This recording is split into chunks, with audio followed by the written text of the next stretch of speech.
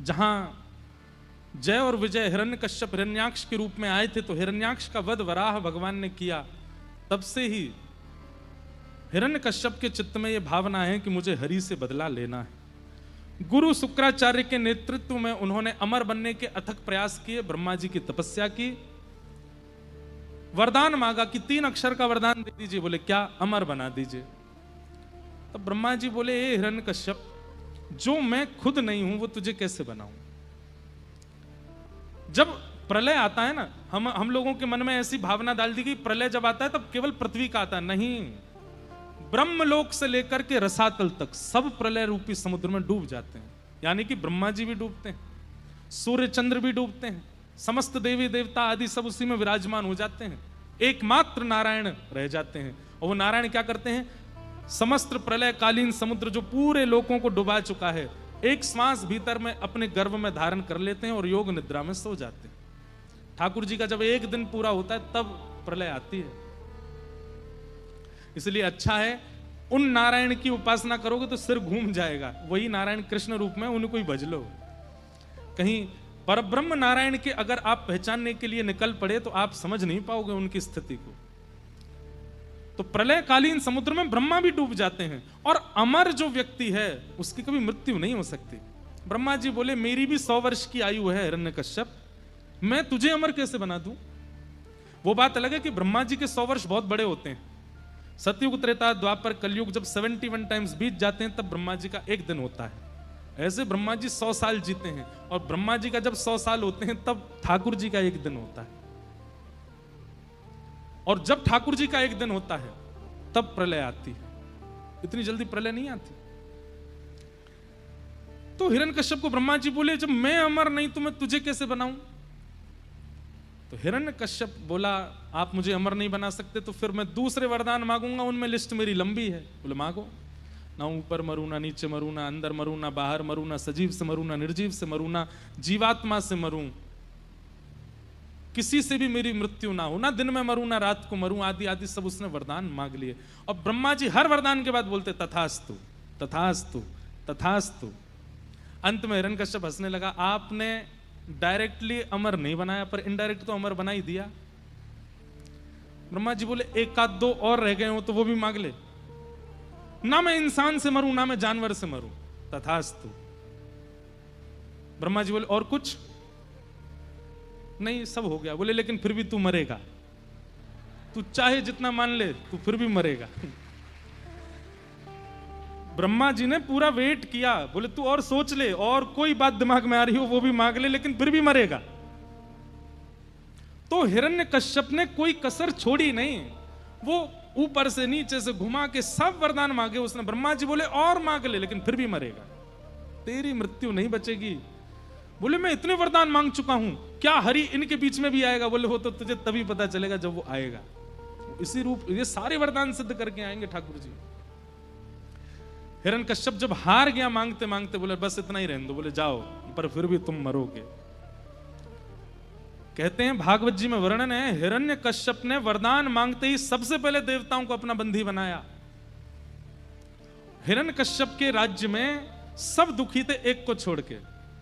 भागवत जी में वर्णन है इस बात का। किसको छोड़ के? सब दुखी थे, केवल पृथ्वी प्रसन्न थी। क्यों? क्योंकि नहीं, केवल किसान खुश थे हिरण्यकश्यप के राज्य में। क्यों?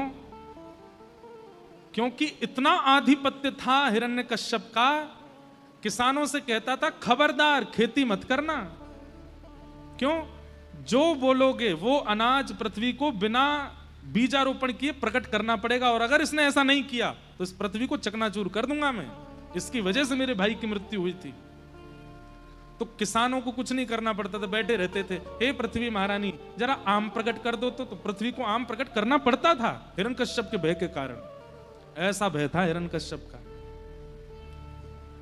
लेकिन देखो संत कृपा कैसी होती है। गर्भवती कयाधु पर दृष्टि पड़ गई नारद जी के, और श्री नारद जी महाराज ने कयाधु को जब हिरण्यकश्यप तप में था, बस उतने काल में भागवत और भगवान के चरित्र सुना दिए। गर्भ में बैठे बैठे श्री प्रहलाद जी महाराज समस्त चरित्र सुन रहे थे, और जब समय आया तो ऐसे विपरीत परिवार में, ऐसे विपरीत कुल में महाभागवत श्री प्रहलाद जी का प्रादुर्भाव हुआ। बोलो भक्त वत्सल भगवान की। जो काम कभी कभी ठाकुर जी नहीं कर पाते ना, वो उनके भक्त कर देते हैं। ठाकुर जी चाहते तो हिरण्यकश्यप हिरण्याक्ष में से एक को भक्त बना देते, नहीं बनाया। लेकिन ठाकुर जी के भक्त श्री नारद जी ने दिमाग लगाया और कयाधु गर्भवती थी, उसको जाकर के कथा सुना दी। और भागवत जी में ऐसा वर्णन है कि 7वां महीना जब होता है बालक का गर्भ में, उस समय माताओं को कथा निश्चित रूप से श्रवण करनी चाहिए, क्योंकि उस समय आज हमने बोला नहीं कपिल विभूति संवाद। कपिल विभूति संवाद में प्रसंग आता है कि गर्भ का बालक स्तुति करता है और ठाकुर जी से क्या क्या मांगता है। वहां ठाकुर जी बताते हैं कि जब 7वें महीने में बालक होता है ना, उस समय वो बहुत भक्ति करता है। उस समय वो ठाकुर जी से प्रार्थना करता, नाथ मुझे यहां नरक से निकालो, मैं आपको वचन देता हूं, मैं इतना भजन करूंगा, इतनी भक्ति करूंगा, इतना आपका नाम ध्यान करूंगा। ठाकुर जी कहते हैं लेकिन जन्म लेके तो तुम सब भूल जाओगे। तब बालक कहता है, नाथ मेरी मां को समझाइए, मैं अभी इस अवस्था में हूं, वो जो सुनेगी, वो जो करेगी, वो जो देखेगी, वो मेरे हृदय में, मेरे स्वरूप में, मेरे व्यवहार में आ जाएगा। इसलिए 7वें महीने के बालक के जब गर्भ में आगमन, 7वां महीना जब होता है, उस समय मां जो क्रिया करती है वैसा व्यवहार बालक का बनता है। कयाधु 7वें महीने में थी, तब प्रहलाद जी को नारद जी कथा सुना रहे हैं और जन्म हुआ कयाधु के गर्भ से भक्त प्रहलाद जी का। वर्णन ऐसा भी आता है कि कयाधु ने संकल्प लिया था, जब तक मेरे पति लौट के नहीं आएंगे तब तक मैं जन्म नहीं दूंगी। तो ऐसी भी कथा है कि अनेक वर्षों तक प्रहलाद जी गर्भ में रहे और कथा सुनते ही रहे। और अनेक वर्ष बाद जब हिरण्यकश्यपु वापस आ गए, तब प्रहलाद जी का प्रादुर्भाव हुआ। विपरीत परिवार, विपरीत व्यवस्था, विपरीत हवा, विपरीत भोजन, विपरीत सब कुछ, लेकिन श्री प्रहलाद जी का भजन। एक बहुत सुंदर पद है,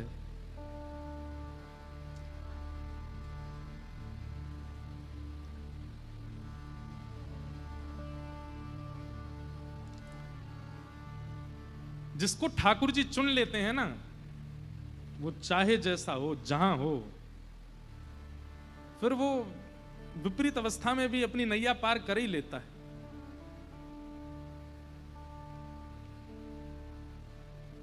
मेरो मन गिरधर छवि पे अटको, मेरो मन गिरधर छवि पे। इस पद में एक पंक्ति है, हमारा तो मन था ऐसी गा दें, चलो बजा लो। सजल श्याम घन वरण लीन है, सजल श्याम घन वरण लीन है। फिर चित अनत न भट क्यों, फिर चित अनत न भट क्यों, फिर चित अनत न भट क्यों,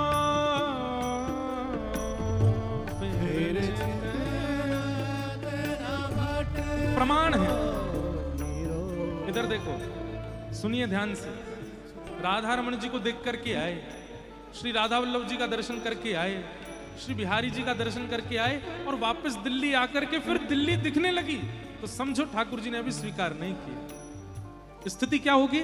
श्री राधा रमण जी को देख करके निकले तो फिर जहां देखा, जिधर देखा उधर पाई है मूरत श्याम श्यामा।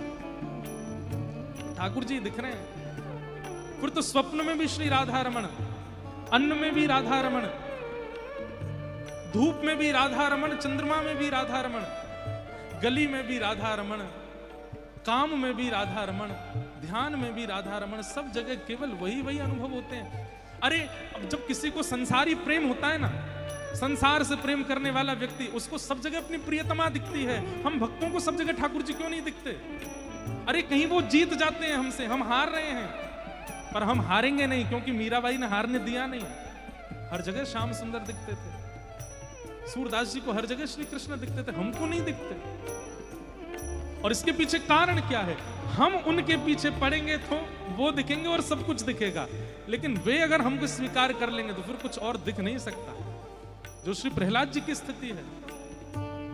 सजल श्याम घन वरण लीन है, सजल श्याम घन वरण लीन है, फिर चित अनत न भट क्यों,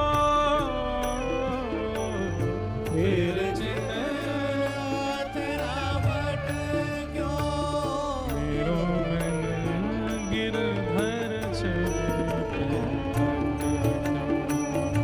मेरो मन गिरधर चरण मेरो मन गिरधर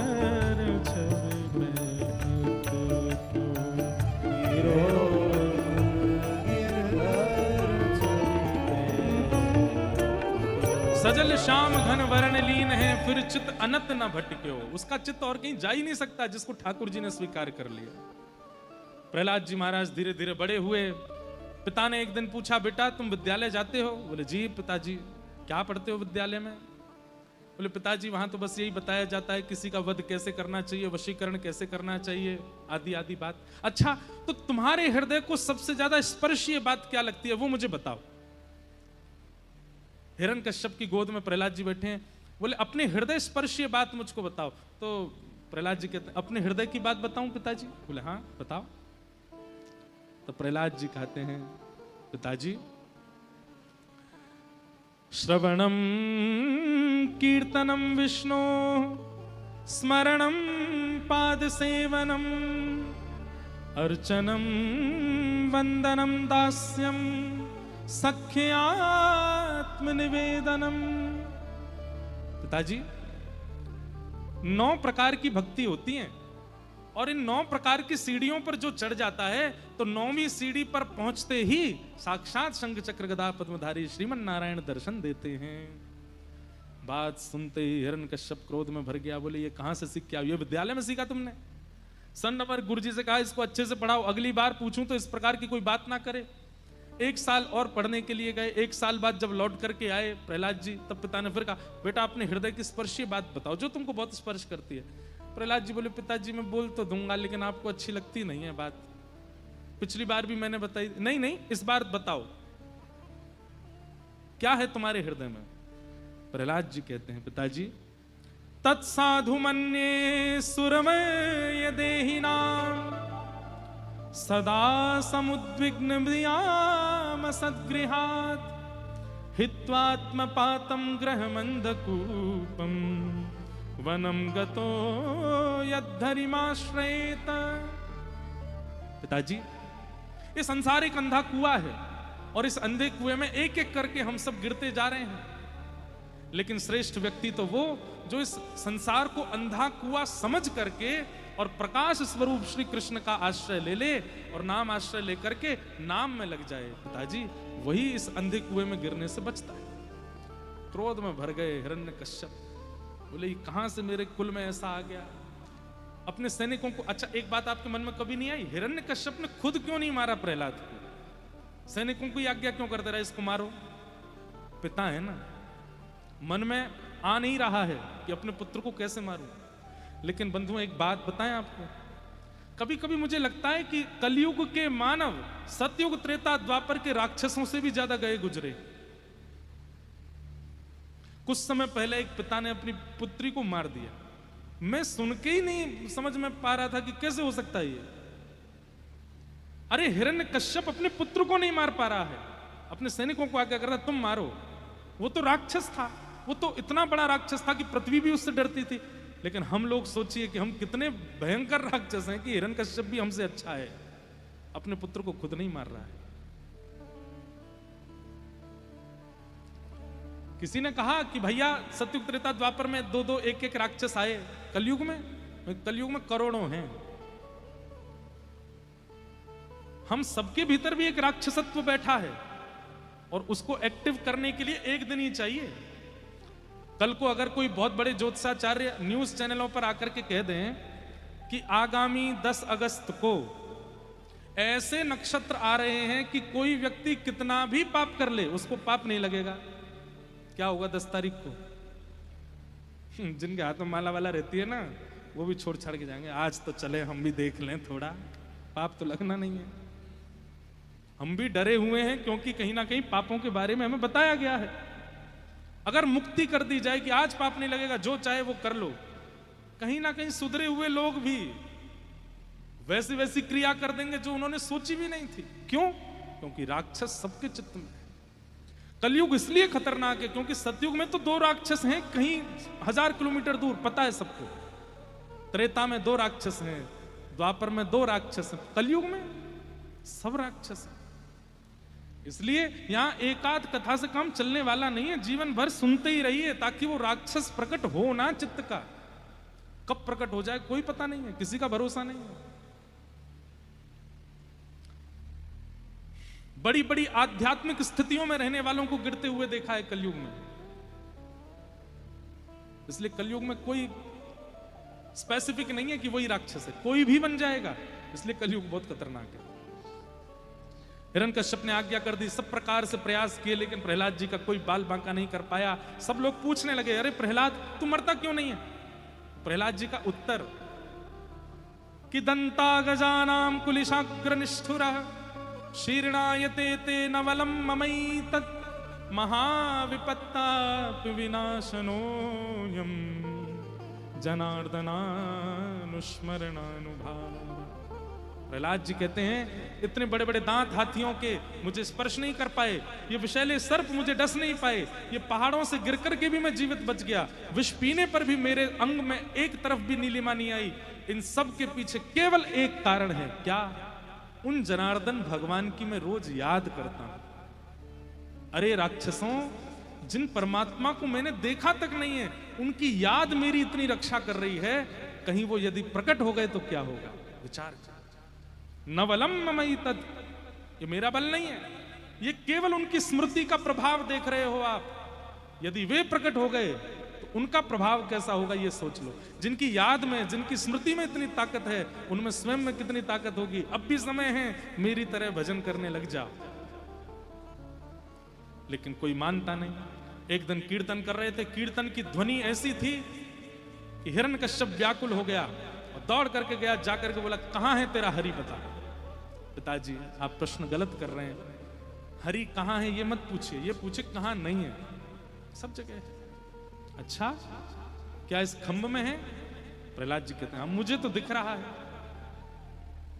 जैसे ही मुष्टिक प्रहार किया, खंभ भेदन करके भगवान नरहरि नृसिंह बन करके प्रकट हो गए। और नृसिंह भगवान की, वाह, बहुत बढ़िया जय बोली आपने।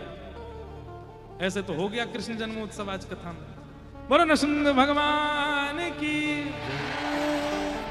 हाँ, लगी ना कि नृसिंह भगवान आए हैं। सब लोग हाथ जोड़ के प्रणाम करो नृसिंह भगवान कि सत्यम विधातुम निज भृत्य भाषितम व्याप्तिम च भूतेष्वखिलेषु चात्मनः अदृश्यतात्यद्भुत रूपमत्वहम् स्तंभे सभायान मृगम न मानुषम।